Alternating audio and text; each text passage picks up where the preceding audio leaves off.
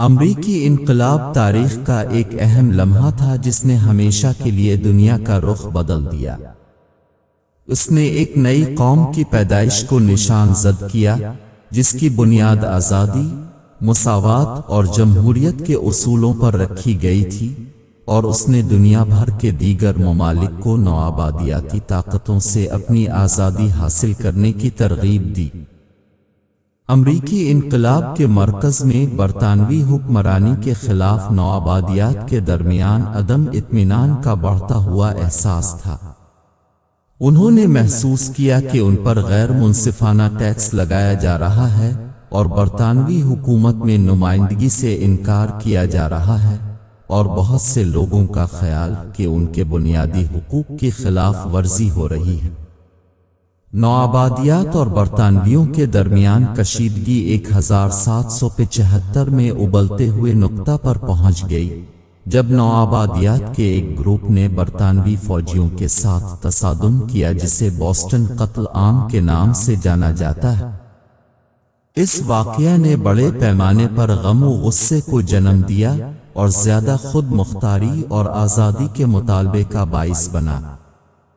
1776 میں نوآبادیات نے برطانوی راج سے اپنی آزادی کا اعلان کیا اور آزادی کی جنگ چھڑ گئی۔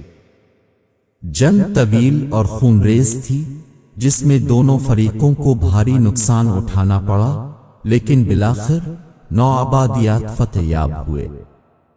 امریکی انقلاب نے امریکی معاشرے اور سیاست میں بڑی تبدیلیاں لائی ہیں۔ اس نے جمہوریت اور انفرادی آزادی کے اصولوں پر مبنی ایک نئی حکومت قائم کی اور سائنس، ٹیکنالوجی اور ثقافت میں مستقبل کی ترقی کی منزلیں طے کیں۔ لیکن انقلاب اپنے چیلنجوں کے بغیر نہیں تھا۔ آزادی کی دوڑ میں بہت سے لوگ پیچھے رہ گئے اور غلامی اور سماجی ناہمواری کے مسائل نئی قوم کو پریشان کرتے رہے۔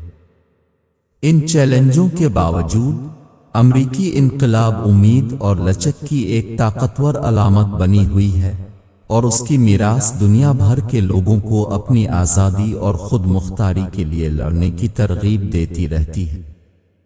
جیسا کہ ہم امریکی انقلاب پر غور کرتے ہیں، ہمیں اپنے عقائد کے لیے کھڑے ہونے کی اہمیت کی یاد دلائی جاتی ہے، یہاں تک کہ شدید مشکلات کے باوجود، اور ہمیں چیلنج کیا جاتا ہے کہ ہم مساوات، انصاف اور جمہوریت کی لڑائی جاری رکھیں اور اس بات کو یقینی بنائیں کہ آزادی اور آزادی کے اصولوں کو آنے والی نسلوں تک برقرار رکھا جائے۔